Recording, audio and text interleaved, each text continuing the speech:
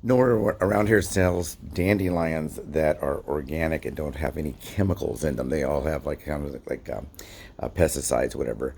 And I decided that the only way I'll be able to get them is to grow some. So I've never grown dandelions before, but I bought some dandelion seeds. I have some organic soil, so I am going to plant them.